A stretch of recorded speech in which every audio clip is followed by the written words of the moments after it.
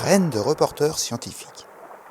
Une série de podcasts sur les enjeux de l'océan réalisés par des élèves francophones du monde entier, en partenariat avec la Fondation Tara Océan, le Centre pour l'éducation aux médias et à l'information, le ministère de l'Éducation nationale et de la jeunesse et l'Agence de l'enseignement français à l'étranger.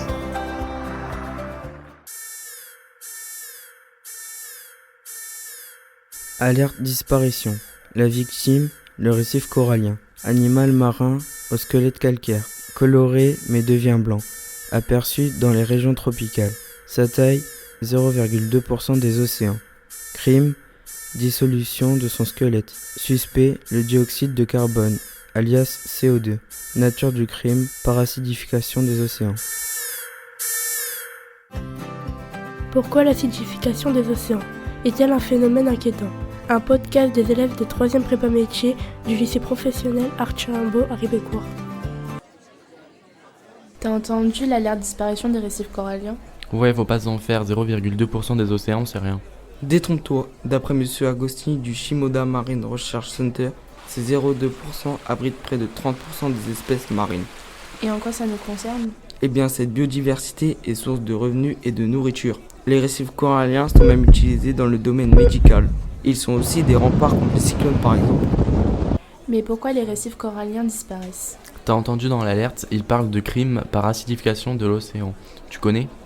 Oui, sur Clem Radio, la radio du lycée, j'ai entendu M. Zocola chargé de recherche au Centre scientifique de Monaco. Il nous a expliqué que le pH des océans est actuellement de 8,1, donc plutôt basique. Mais d'ici 2100, ce pH pourrait descendre à 7,8. Si je comprends bien l'acidification des océans, c'est pas qu'ils deviennent acides, mais que leur pH diminue alors. Mais pourquoi le pH diminue ? À cause du CO2. Rappelle-toi, nous l'avons vu en chimie. Louis a soufflé dans une paille, dans de l'eau salée, donc il a envoyé du CO2, et la valeur du pH a diminué sur le pH mètre, donc l'eau salée s'acidifiait. Mais comment le CO2 procède-t-il ? Il a des complices. Les ions hydrogène, ce sont les responsables de l'augmentation de l'acidité. En fait, le CO2 est dissous dans l'océan et se transforme en acide carbonique. Comme si ça ne suffisait pas, cet acide se dissocie lors de 2 réactions. Cela libère 2 ions hydrogène et diminue la quantité d'ions carbonate. Une vraie bande organisée. Et aucune échappatoire pour la victime car la voilà cernée. Comment ça ? Le crime a eu lieu en 2 temps. La disparition des ions carbonates fragilise la construction du squelette des coraux. Et les squelettes déjà construits sont menacés de dissolution par l'augmentation de l'acidité. Et pourquoi ce phénomène s'accélère ? À cause de nous, les humains, les transports, les usines ou l'agriculture produisent de plus en plus de gaz à effet de serre, dont le CO2 le suspect.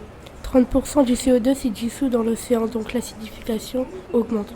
Que pouvons-nous faire pour aider les récifs coralliens ? Monsieur Zocola nous a donné quelques pistes. Lesquelles ? La première est de diminuer la production de CO2 par certains gestes quotidiens, comme prendre les transports en commun plutôt que son propre véhicule.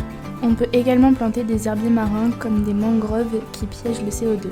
Ou comme lui, il y a des scientifiques qui créent des arches de Noé, ils rendent les coraux plus résistants dans leur laboratoire. Ensuite, ils les réimplantent dans leur milieu naturel. Il y en a partout des arches de Noé. Trop bien.